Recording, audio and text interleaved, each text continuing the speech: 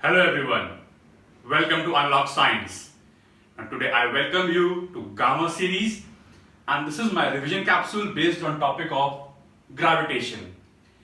जैसे कि आपके जेई के एग्जाम पास आ रहे हैं, तो गामा सीरीज ये इंश्योर करेगा कि आपके लिए फटाफट एक ऐसे हम रिविजन कैप्सूल बनाएं जो आपने जो साल भर पढ़ा है, 2 साल में पढ़ा है, उसको हम एक कैप्सूल में इंक्लोज करके आपको दे सकें, which will be very helpful for your last minute revision. तो ये हमारी तरफ से एक छोटी सी कोशिश है कि हम आपको एक ऐसा शॉर्ट कैप्सूल दे सकें जिसको आप रिवाइज करके अपने कॉन्सेप्ट्स को वापस ताजा कर सकें, रिफ्रेश कर सकें। So beginning with the gamma series, the topic is gravitation. Gravitation में पहला टॉपिक होता है universal law of gravitation.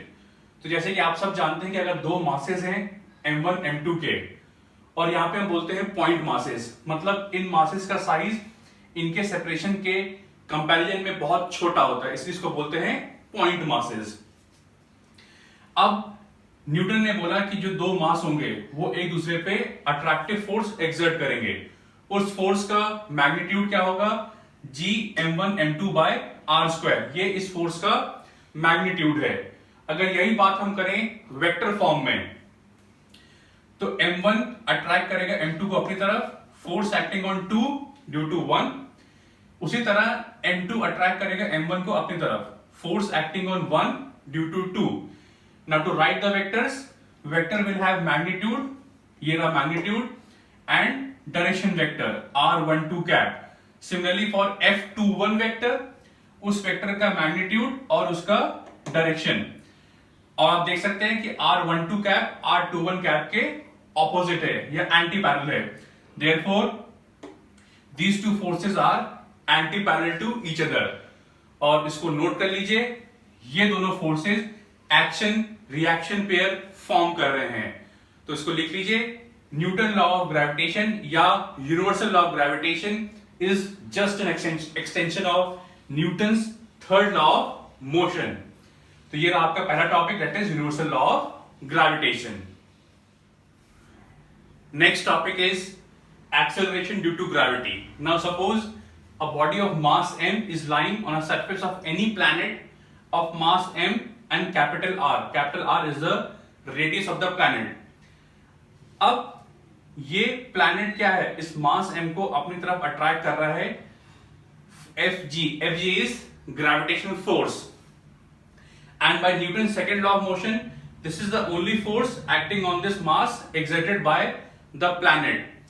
So the net force is gravitational force, and net force by second law of motion is ma.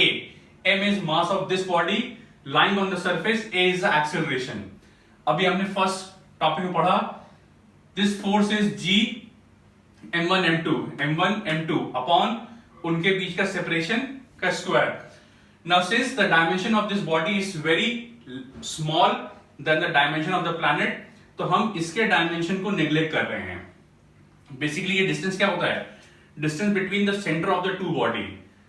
But ये जो इसका centre है, अगर हम सेंटर यहां लेते हो तो ये दूरी बहुत कम हो गया, अगर इसको h मानते हो तो इस h का वैल्यू r के मुकाबले बहुत छोटा होगा, तो हमने यहाँ पे h को नेग्लेक्ट कर दिया है। So from this acceleration is g universal gravitation constant, m mass of planet, r is radius of planet का स्क्वायर। इसको हम लिखते हैं small g, also known as acceleration due to gravity. तो आप यहां पे देख सकते हैं, this small g is independent of the mass of the body lying on the surface of any planet. जो g होता है small g, it is the property of the planet, of the heavenly body, और इसको हम इस नाम से जानते हैं, is also known as gravitational field strength. कैसे? देखिए यहाँ पे g की वैल्यू क्या है? G M by R square है, और एफ जी की वैल्यू क्या होती है? G M by R square होगी इस केस में। तो अगर हम F G by small M करें तो क्या बन जाएगा? G M by R square बन जाएगा, और G M by R square क्या है? स्मॉल जी है। So force per unit mass is also known as gravitational field strength.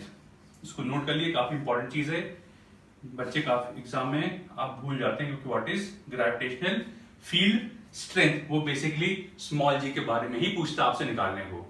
तो कंपटीशन में यही करते हैं, वो आपसे नाम बदल देंगे, चीज वही पूछ लेंगे आपसे। तो स्मॉल जी पूछे या तो इस नाम से पूछेगा या आपको वो पूछेगा by the name of gravitational field strength, या इसको बोलते हैं ग्रेविटेशनल फील्ड इंटेंसिटी, इसका एक नाम और ये भी है याद करने के लिए, तो इसको ध्यान से नोट कर लीजिएगा इसको।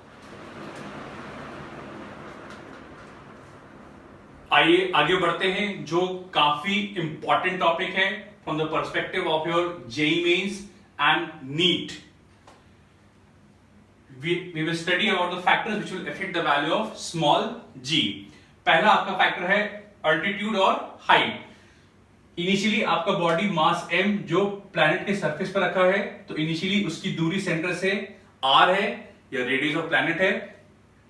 कुछ टाइम बाद इसको हम उठा के b पे ले गए, जो h हाइट है above the surface of earth, तो सेंटर दूरी क्या होगी r plus h। So acceleration due to gravity at point B is g capital M upon centre से दूरी r प्लस h का square. Acceleration due to gravity at point A is gm by capital R square. On taking the ratio you will get the value as r square upon r plus h का whole square. अगर h की value r से बहुत छोटी है, now for sake अगर मैं अर्थ लूं, तो अर्थ का r होता है 6400 किलोमीटर। ना सपोज h का वैल्यू है 32 किलोमीटर, तो आप देख सकते हैं कंपैरिजन में h की वैल्यू r से बहुत छोटी है, तब उस केस में जो आपका रेशियो होता है of acceleration due to gravity at point B and A, वो आता है 1 माइनस 2h अपॉन r। तो ये पॉइंट आपको ध्यान रखना है, सवाल बहुत ध्यान से पढ़ना है कि जो हाइट दी है उसकी वैल्यू कितनी है। अब मान लो यही अगर दिया होता 3200 किलोमीटर, तब आप ये वाला फॉर्मूला यूज करोगे। So this is your general formula ये। एंड और जब भी ये सवाल पेपर में आए जहां पे बात करें कि जरा रेशियो निकालिए, डेटा 2 बार पढ़िएगा, 3 बार पढ़िएगा, क्योंकि जनरली आप ठीक से नहीं पढ़ते हैं और आप जल्दबाजी में ये फॉर्मूला अप्लाई कर देंगे। तो first of all you have to compare the value of height with radius of earth और any given planet, then according to that you have to analyse the data and apply your equations accordingly। अगर h की value r से बहुत कम है, go for this। अगर h की value r के comparable है, then go for this expression। Next is the factor depth। Now suppose initially the body is at surface A or point A lying on the surface of earth, फिर उसके बाद ये कुछ d distance अर्थ के अंदर, sorry d distance ये आपका, और मान लीजिए ये कुछ d डिस्टेंस अर्थ के अंदर आ जाता है या कोई प्लैनेट के अंदर मूव कर जाता है, तो A की दूरी सेंटर से r है, तो B की दूरी सेंटर से r माइनस d होगी। So if you need to find the relation between acceleration due to gravity of point B and A, the expression is 1 minus d upon r। d is depth measured from the surface of the planet, r is radius of that particular planet। तो इसमें एक special case है, ये काफी आपके exam में पूछा जाता है। अगर कहता है सेंटर ऑफ प्लैनेट, एग्जाम में हो सकता है अर्थ बोल दे, सेंटर ऑफ प्लैनेट मतलब क्या है, आप इतना डिस्टेंस नीचे आ गए तो d का वैल्यू क्या होगा, r बन जाएगा, यहां पे पुट कर दीजिए, तो gb upon ga will become 1 minus r by r, that is 1 minus 1 is equal to 0। Therefore, at center of earth, the acceleration due to gravity is 0। और जहां पे acceleration due to gravity 0 होता है, that state is called state of weightlessness। इसको लिख लीजिएगा या आपके हम स्क्रीन पे फ्लैश भी करवा देंगे। जहां पे g का वैल्यू 0 होता है, it is known as state of weightlessness। ये काफी इंपॉर्टेंट पॉइंट है, ये क्या आप एग्जाम में पूछ सकता कंडीशन ही है, इसको नोट कर लीजिएगा बहुत ध्यान से इसको आप सब लोग। Next factor is rotation of earth at latitude theta. तो उसके लिए जो आपका एक्सप्रेशन होता है g dash is g minus r omega square cos square theta. r is radius of earth, omega is उसके घूमने की angular speed, theta is the latitude angle. At equator your latitude is 0 degree, so cos 0 becomes 1, तो g dash क्या होगा, g minus r omega square. At poles theta is 90, cos 90 0, तो g dash आपका g के बराबर होगा.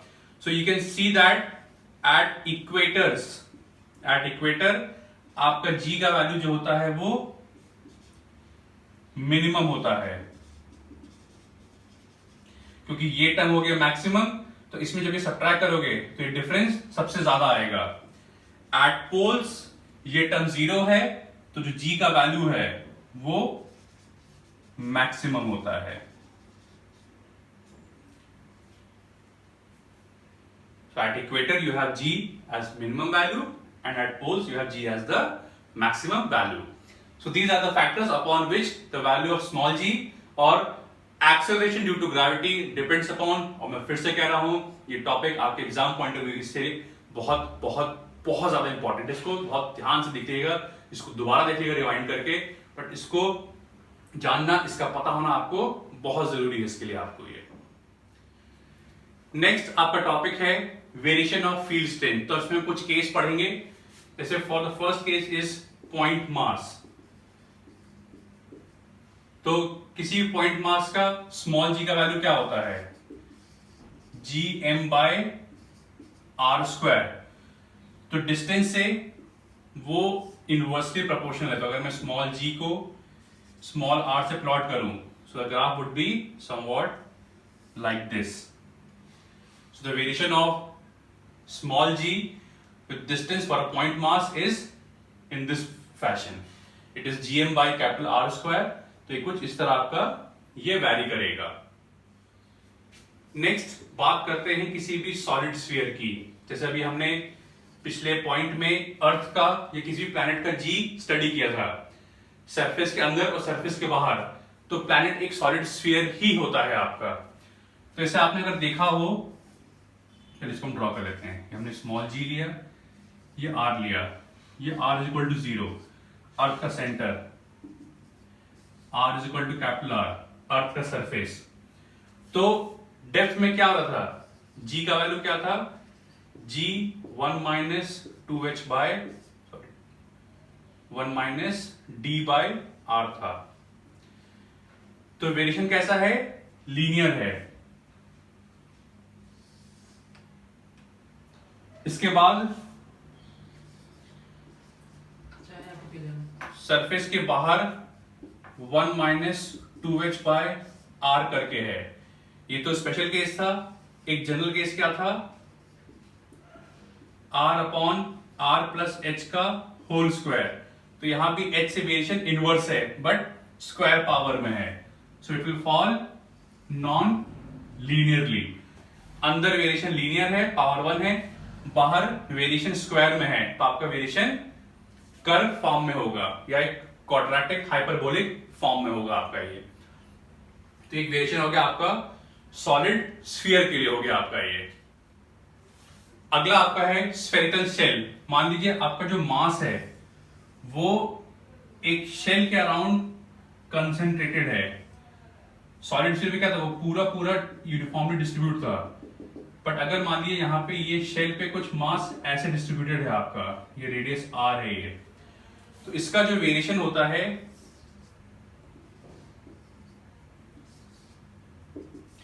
Centre से लेके सरफेस तक आपका g का वैल्यू 0 होता है. क्योंकि आप देख सकते हैं कोई भी मास अंदर इंक्लोज नहीं है और बाहर आते ही it starts falling in hyperbolic nature. यहां पे जो होती है मैक्सिमम वैल्यू होती है gm बाय आर स्क्वायर. तो ये जो वेरिएशन है proportional to 1 by R square होता है, इसीलिए हाइपरबोलिक बनता है. This is for spherical shell. जो इससे पहले था that was for solid sphere. Moving on to another very important topic that is gravitational potential energy. तो अगर दो मासेस हैं m1 और m2, उनके बीच का सेपरेशन स्मॉल r है, तो इस सिस्टम की जो पोटेंशियल एनर्जी होती है that is minus g m1 m2 by r. This is the potential energy of this system. अब सवाल कैसा आता है कि मान कहता है कि मान लीजिए एक ट्रायंगल हमको बिल्ड करना है, यहां पे मास m1 है, m2 है, m3 है, ये दूरी मान लीजिए r1 है, r3 और ये दूरी r2 है। तो उससे पहले एक टर्म डिफाइन करते हैं, gravitational potential. The next term is gravitational potential, capital V। Suppose मुझे इसका निकालना है ग्रेविटेशनल पोटेंशियल, इस पॉइंट पर, इसको ए बी मान लेते हैं। मुझे m1 का पोटेंशियल निकालना है पॉइंट B पे, तो कैसे लिखोगे, U अपॉन m2, ये बन जाएगा minus G m1 by R। This is potential at B due to m1। अगर आपको A पे निकालना होता है m2 का, तो ये बन जाता है U upon m1 that is minus G m2 by R।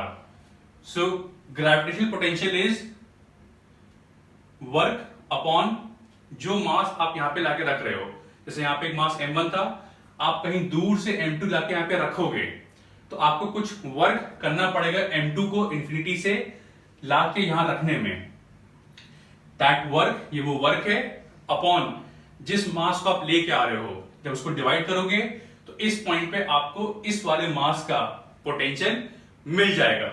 Vice versa, ये रखा हुआ है, इसको आप दूर से ला रहे हो, यहां लाके रखा, तो उसको लाके यहां रखने का वर्क डन, और जिस मास को लेके आ रहे हो वो, तो यहां पे क्या होगा, इस पॉइंट पे आपको इसका ग्रेविटेशनल पोटेंशियल मिल जाएगा। तो अब देखते हैं कि इसको बिल्डअप करने में हम कैसे वर्क निकालते हैं। ये काफी इंपॉर्टेंट टॉपिक है आपके उसके लिए। तो सपोज अभी यहां पे स्पेस में कुछ नहीं है, तो जब पहली बार m1 लेके आओगे तो m1 को कोई मास और अट्रैक्ट नहीं करेगा, तो m1 को रखने के लिए वर्क डन जो होगा वो 0 होगा, क्योंकि वहां पे कोई पोटेंशियल है ही नहीं, या कुछ है ही नहीं, तो आपको किसी के अगेंस्ट वर्क नहीं करना पड़ेगा। अब m1 आ गया, जब m2 लेके आओगे तो इस पॉइंट पे m1 का पोटेंशियल होगा, तो u2 वाला वर्क क्या होगा, इसको मार्क कर लेते हैं, A B C। तो B पे आप m2 लेके आ रहे हो और वहां पे पोटेंशियल किसका है, m1 का प्रेजेंट है, तो क्या बन जाएगा, m1 का पोटेंशियल क्या होगा, माइनस G m1 बाय ये दूरी R1। U3 क्या होगा, यहां पे आप 3 लेके आ रहे हो, अब यहां पे इसका भी पोटेंशियल होगा, इसका भी पोटेंशियल होगा, तो m3 आप लेके आ रहे हो इंटू Vm1 प्लस Vm2, तो क्या बन जाएगा, माइनस Gm1, ये दूरी कितनी है, R3, minus Gm2, M2 M3 की दूरी कितनी है, R2। बाकी आपको नेट निकालना है, इन तीनों को जोड़ दीजिए, you will get your net potential energy of the system, जो भी आपका यहां पे ऐड करके आ रहा होगा आपका। तो this is left for you as an assignment या होमवर्क। इन तीनों को जोड़िएगा तो आपको इस सिस्टम का जो वर्क है वो निकल के आ जाएगा। अब सवाल दूसरे तरीके से पूछता है, सवाल अगर पूछता है कि what is the work done to dissociate the system, तरीका यही अपनाइएगा, जो आखिरी में आंसर आएगा, ध्यान सुनिएगा, जो आखिरी में आंसर आएगा उसको नेगेटिव से फिर मल्टीप्लाई कर दीजिएगा, तो आपको वर्क मिलेगा इस सिस्टम को डिसोसिएट करने का, तोड़ने का। एसोसिएशन का पूछता है, बिल्डअप करने का पूछता है, तो आपको यही तरीका अपनाना पड़ेगा। डिसोसिएशन है, इसको आखिरी में माइनस से मल्टीप्लाई करेगा, आपको आपका डिसोसिएशन का वर्क डन मिल जाएगा आपको। Next topic is motion of satellites. तो यहां पे एक स्मॉल m मास की सैटेलाइट है जो एक स्मॉल r रेडियस के ऑर्बिट में अर्थ के अराउंड रिवॉल्व कर रही है। अजम्पशन इस टॉपिक का ये है कि orbits are meant to be circular in nature, ताकि हम सेंट्रीपिटल फोर्स का कॉन्सेप्ट अप्लाई कर सकें। तो इसमें पहला टॉपिक होता है that is velocity of orbit, कि किस वेलोसिटी से आपका सैटेलाइट अर्थ के अराउंड रिवॉल्व कर रहा है। तो orbital velocity is under root of GM upon R plus H, जहां पे इस फिगर में आर प्लस एच की वैल्यू स्मॉल आर की बराबर है। एच क्या है? अर्थ के सरफेस से सैटेलाइट का हाइट कितना है। So this will give you orbital velocity. बाकी हमको पता ही है कि कैपिटल जीएम जो होता है वो जी आर स्क्वायर होता है।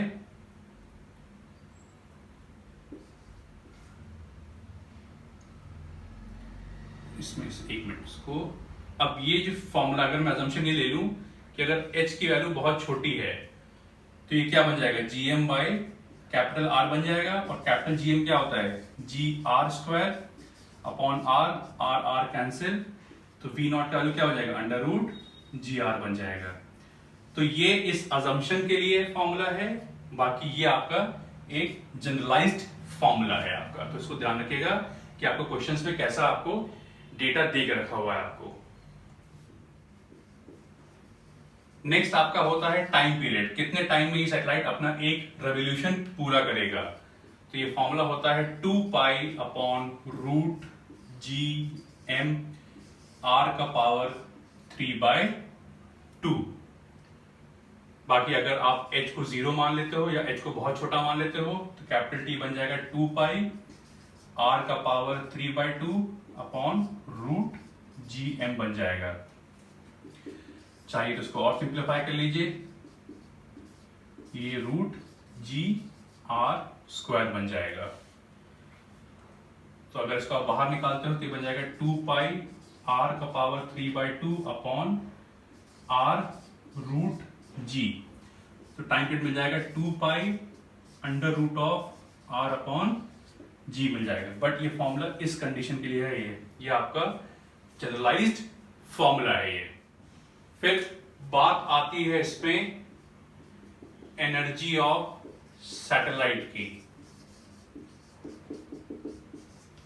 तो इसमें पहला है पोटेंशियल एनर्जी। तो पोटेंशियल एनर्जी क्या होगा? U is equal to minus G M M by R. अगला आता है kinetic energy, that is K is equal to half M V square या वी ओ कर लीजिए यहां पे। तो इसको जब सॉल्व करेंगे तो ये आएगा आपका जी एम एम अपॉन 2r करके आएगा आपका ये। So this is your potential energy, this is your kinetic energy.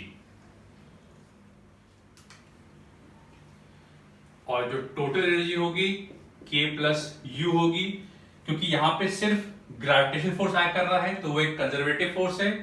और कंजर्वेटिव फोर्स में E जो होता है मैकेनिकल एनर्जी वो कंजर्व होता है। तो ये बन जाएगा G M M by 2r minus G M M by R. तो इसको सॉल्व करेगा, ये आ जाएगा minus G M M by 2r आ जाएगा। तो आप देख सकते हैं जो E का वैल्यू है वो माइनस K के बराबर है। और जो आपका K का वैल्यू है, सॉरी जो U का वैल्यू है, आप यहां देखेंगे तो जो U का वैल्यू है U is equal to minus 2K। तो these two relation are very important. E is equal to minus K and U is equal to minus 2K। इस पे बेस बहुत सारे सवाल आपके आते हैं। U दे देगा, K निकालेगा, K निकालने कह देगा, K दे देगा, U निकालो, E निकालो। सो आपको ये दोनों रिलेशंस याद होने चाहिए, आपको सब ये चीजें आपको ये। अगला आपका कॉन्सेप्ट है escape velocity. What is escape velocity? Suppose ये आपका सरफेस है अर्थ का और यहाँ पे एक ऑब्जेक्ट रखा हुआ है। इसको मैं किस स्पीड से यहां से थ्रो करूं कि ये अर्थ के ग्रेविटेशन पुल को छोड़ता हुआ बाहर निकल जाए एटमॉस्फेयर में। क्योंकि अगर आप हल्का से फेंकोगे तो अगर मैं पेन फेंकूंगा मैं तो वापस अर्थ अट्रैक्ट कर लेगा। इसको मैं कितना तेज, कितनी मैं मिनिमम वेलोसिटी दूं कि जस्ट फेंकने पे ये अर्थ के ग्रेविटेशन पुल को छोड़ता हुआ बाहर निकल जाएगा। So upon deriving this formula comes out to be 2 gm by r और v is equal to under root 2 gr। आप देख सकते हैं, इसको हम ऐसे लिख सकते हैं रूट 2 इंटू आप रूट gr लिख सकते हो। और पिछला पॉइंट याद करो, root gr is orbital velocity, therefore escape velocity is root 2 times orbital velocity. इस रिलेशन पे भी आपके जेई नीट वगैरह में सवाल बहुत आते हैं आपके, जो सिर्फ आपके स्पीड को टेस्ट करता है। तो कुछ सवाल बड़े आसान होते हैं जेई नीट में, जो सीधे सीधे फॉर्मूले में बात करते हैं, और ये सब आपको याद होने चाहिए। रिलेशन बिटवीन लिख लीजिए, relation between escape velocity and orbital velocity. Last हम इसमें बात करते हैं Kepler's law of planetary motion की। तो हम सिर्फ केपलर्स लॉ लिख रहे हैं। केपलर्स के लॉज ये होते हैं, पहला आपका होता है law of orbits. Law of orbits ये कहता है कि कोई भी प्लैनेट सन के अराउंड होगा वो एलिप्टिकल पाथ में मूव करेगा। सन किसी भी एलिप्स के एक फोकस पे रखा होगा, मानो सन यहां पे है, तो ये 2 पॉइंट मानो 1 और 2, तो जो आपका प्लैनेट है it will move in an elliptical orbit around the sun, which is kept at one of the foci of the elliptical path or of the ellipse. इसी पे आपका नेक्स्ट आता है law of areas. Law of areas ये होता है कि suppose ये पॉइंट 1 से 2 गया और यहां पे ये पॉइंट 1 डैश से 2 डैश गया। 1 से 2 का टाइम सेम है और 1 डैश से 2 डैश का टाइम सेम है। तो लॉ ऑफ एरियाज ये कहता है कि जो एरियल वेलोसिटी है, मतलब जिस स्पीड से, जिस वेलोसिटी से ये एरिया कवर कर रहा है 1 से 2 का और 1 डैश से 2 डैश का, सेम टाइम इंटरवल में इक्वल होगा। मतलब area S12 is equal to area S1 dash 2 dash. और इससे एक रिलेशन आता है कि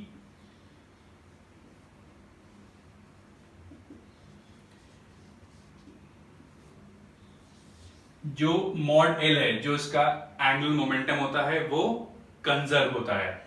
एंगुलर मोमेंटम क्यों कंजर्व है? क्योंकि यहां पे सिर्फ लग रहा है ग्रेविटेशनल फोर्स, जो एक सेंट्रीफ्यूगल फोर्स है, तो उस पे ये कोई एक नेट टॉर्क एक्सर्ट नहीं हो रहा है। Hence the ratio of mod L upon 2m is constant. m is mass of planet and mod L is angular momentum. So in law of areas it is based upon the concept of, ये पूछता है ये, it is based upon the concept of conservation of angular momentum. ये point note कर लीजिएगा, काफी important point है ये।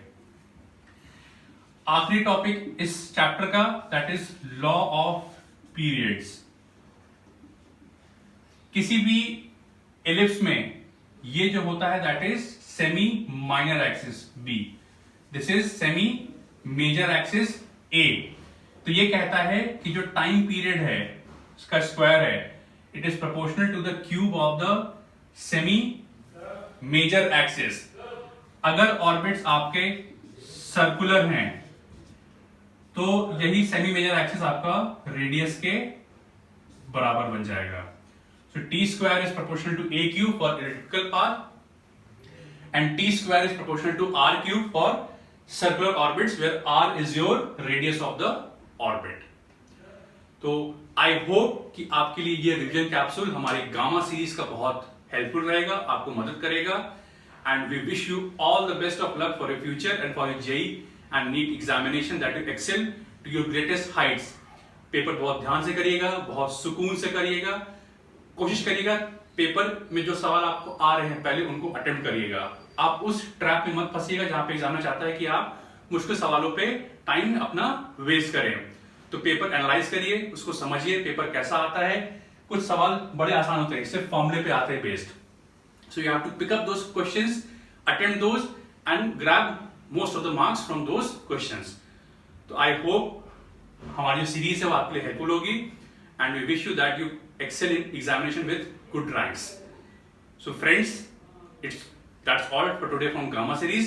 Thank you very much and in the end please do like us, हमें शेयर करें और इस सीरीज के ऊपर आपके जो भी डाउट्स हैं, जो सजेशंस हैं, प्लीज हमको कमेंट सेक्शन में लिख के बताएं और जो हमसे नए जुड़ रहे हैं हमको सब्सक्राइब करें। To get the latest notification please do hit the bell icon and for detailed notes do visit us at www.unlockscience.in. Friends, thank you very much.